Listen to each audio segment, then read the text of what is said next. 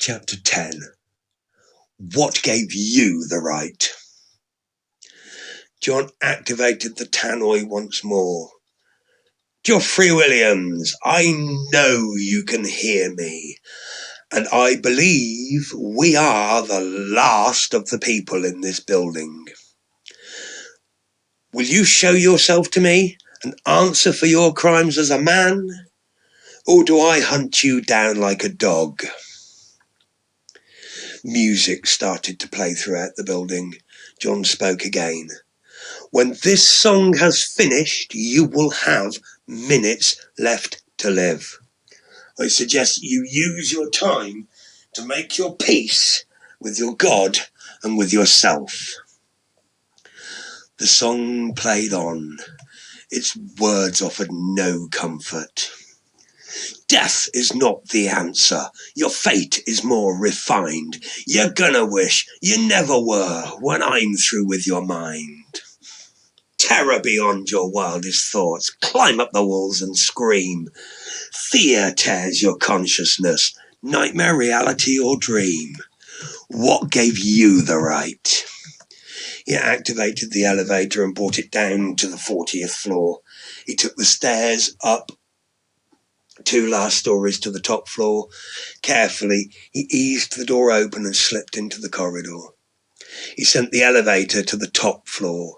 He heard voices around the corner. The elevator's on the move. Be ready, said one. He won't get past us, said another. Soon as the door's open, let him fucking have it, said the third. The song played on as John rolled 2 smoke grenades towards the voices. Fear tears at your consciousness. Climb up the walls and scream. Nowhere to run, nowhere to hide, no escape, not a dream. I'm your self-appointed judge. I decide on life or death. Try to hide, I'm always there until you draw your parting breath. What gave you the right? Wearing heat-sensing goggles, John could see his would-be assailants with ease through the smoke. They were coughing and disorientated. He pulled out a silenced pistol and aimed carefully. 3 shots in short succession. 3 more bodies hit the floor. The song played on. I'm coming for you. Nothing you can do. Don't bother to run. I've just begun. I've sealed your fate. For you it's too late. You're asking me why. It's time for you to die. Hear my words, remember them. Your darkest paranoia lives.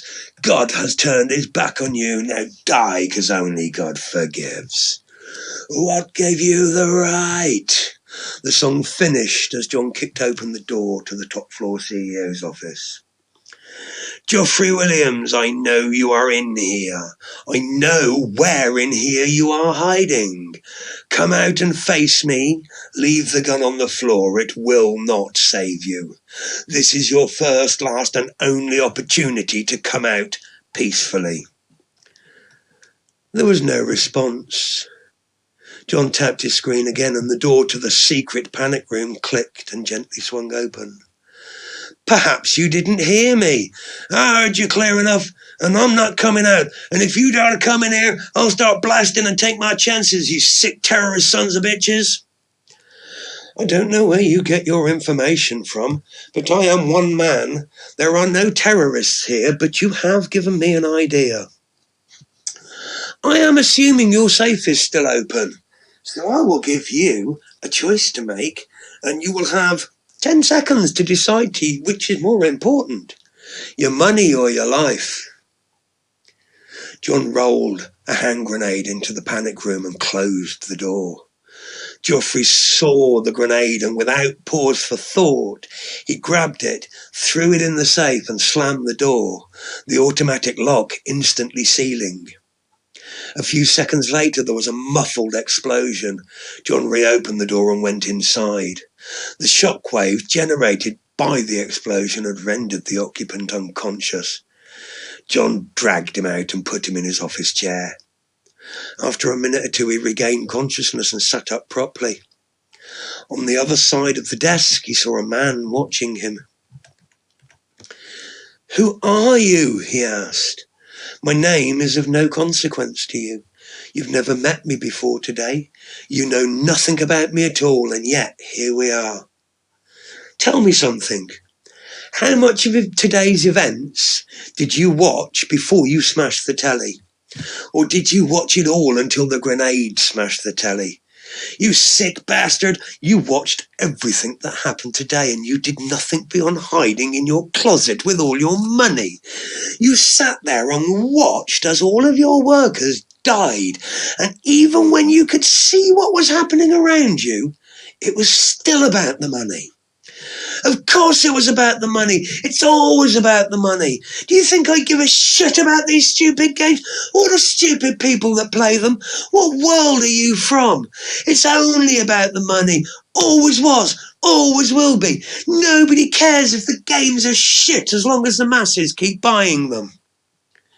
And even now, as the moment of your death draws ever closer, even now, you show no remorse for your actions, and you still consider yourself beyond reproach. Screw that. Everybody wants something in this world, even you. And I'm a bona fide billionaire, so come on, name your price. I think you should stop talking now. In fact, I insist, said John, as he levelled his silenced pistol at Geoffrey. He walked round behind him and taped his mouth shut. No more words now. It's time for you to listen. Can you hear that? The helicopters?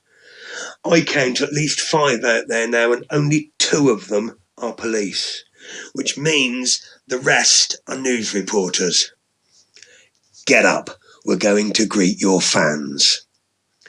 John ushered the man at gunpoint to the stairs leading to the roof. Did you know that everything that has taken place in this building today has been recorded in full high definition by your very own security systems? Every gunshot, every scream, and every word you have spoken. Yeah, and? Oh, and nothing. Just let that sink in for a moment. I'm sure you'll get it. Let's go out on the roof, shall we? They went out on the roof, John using his hostage as a human shield, holding a gun to his head, constantly moving in a circular pattern to keep eyes on the 2 police helicopters either side of him. I'll give you a little hint, said John as he tapped his screen. Every video-capable signboard in sight now showed Geoffrey Williams sat in his office, and speakers on all the surrounding buildings echo with his voice. Of course it's about the money. It's always been about the money. Do you think I give a shit about these stupid games or the stupid people that play them? What world are you from? It's only about the money. Always was, always will be. Nobody cares if the games are shit as long as the masses keep buying them. Now you get it, don't you? Said John quietly in his ear. Geoffrey couldn't answer through the tape, but there was fears in his eyes now. John looked at his screen and said, "Oh, right on time. 3, 2, 1, 0. About 2 blocks away, a truck full of weapons detonated with an immense fireball. 3 of the helicopters swarmed toward the rising cloud like moths to a flame, leaving just the helicopters circling, looking for a shot to take. John tapped his screen and spoke to the helicopters. I have in my hand a dead man's switch. If anyone tries to shoot... One solitary shot rang out above the noise of the helicopters. John's last ever conscious thought was, why do they never believe me? His body fell to the floor and the switch fell from his hands. The first 10 floors of Paradiso Tower exploded outwards with so much force that everything within 100 feet was instantly decimated. And with nothing left to support its weight, The rest of the building dropped like a proverbial rock. The resulting airflow brought the 2 police helicopters with it. The last thing Geoffrey Williams saw was the horrified expression of a pilot as the helicopter smashed into him and exploded.